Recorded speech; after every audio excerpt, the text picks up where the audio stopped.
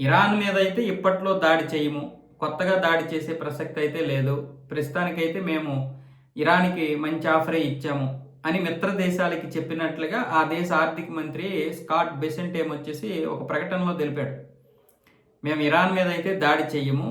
కానీ ఇరాన్ ఒకవేళ మా మీద గనక దాడి చేసినా, మా స్థావరాల మీద దాడి చేసినా ఈ యొక్క దాడిని మేము కొనసాగిస్తాము. అది ముగింపుకైతే కాదు. మళ్ళీ మేము ప్రకటించకుండానే దాడి చేసే అవకాశాలు ఉన్నాయి అని చెప్పి స్కాట్ బెసెంట్ చేశాడు కదా. ఈ యొక్క ప్రకటన తర్వాత కంటే ముందే ఇరాన్ ఆర్థిక వ్యవస్థని నడ్డి విరిచేశారు ఆల్రెడీ. దీనికి 60 సంస్థలు, ఇరాన్లో ఉన్నటువంటి 60 సంస్థల మీద ఏ విధంగా ఎకానమీకి దాడి చేశారంటే, ఇరాన్కి చెందినటువంటి సైనిక కార్యకలాపాల మీద, మిగతా వ్యవస్థల మీద ఈ సంస్థలకి సంబంధాలు ఉన్నాయని చెప్పి ఆ సంబంధాలు, దానికి సంబంధించినటువంటి ఏది కూడా కొనకుండా, బయట దేశాల్లో ఈ యొక్క ట్రేడ్ జరగకుండా ఆ దేశాల మీద, ఆ యొక్క సంస్థల మీద ఆంక్షలు విధించారు. దానివల్ల ఇరాన్కి చాలా పెద్ద దెబ్బ ఇది.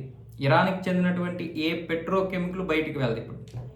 అంటే డీజిల్ కావచ్చు, పెట్రోల్ కావచ్చు, లేదా ముడి చమురు కావచ్చు, పెట్రోల్కి సంబంధించినటువంటి పెట్రో ఉత్పత్తులు కావచ్చు, గ్యాస్ కావచ్చు, ఇప్పుడు అవి బయటికి వెళ్తేనే ఇరాన్కి ఆర్థిక వ్యవస్థ బలపడుతుంది. ఇప్పుడు ఇవి వెళ్ళనివ్వకుండా చేయడం వల్ల ఇప్పుడు ఏ దేశానికి చెందినటువంటి సంస్థలు ఆ దేశానికి సంబంధించినటువంటి సైనికులతోటో ప్రభుత్వాలతోటో నేరుగా సంబంధాలు కలిగి ఉంటాయి.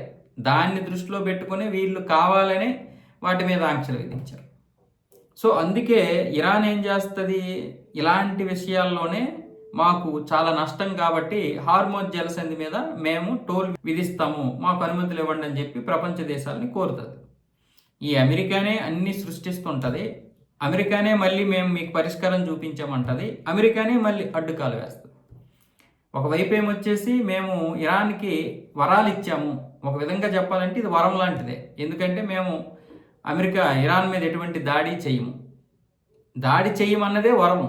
కానీ ఆల్రెడీ ఆర్థిక నడ్డిని విరిచేశారు. స్కాట్ బెసెంట్ గొప్ప తెలివిగా చెప్తున్నాడు, మేము ఇరాన్కి ఇచ్చినంత ఆఫర్ ఎవరికి ఇవ్వలేదు, అది నిజంగా మంచి ఆఫరు, ఉపయోగించుకుంటే మంచిది, అలాగైతే మేము ఎటువంటి దాడులు చేయమని. కానీ మరొక వైపు ఏమొచ్చేసి ఇరాన్కి చెందినటువంటి సంస్థల మీద పడడమే కాకుండా హార్మోజ్ జలసంధిలో వాళ్ళ యొక్క నౌకలు ఇంకా అలాగే ఉన్నాయి. అది కాకుండా ఇతర నౌకలు రాకపోకల్ని కట్టడి చేస్తున్నారు. ముఖ్యంగా ఇరాన్కి చెందినటువంటి ఎటువంటి లావాదేవీలు జరగకుండా పక్కా ప్లాన్తో ఇరాన్కి చెందినటువంటి ఏ వస్తువు ఆ నౌకలో ఉన్నా ఆ నౌకని ఆపేస్తున్నారు.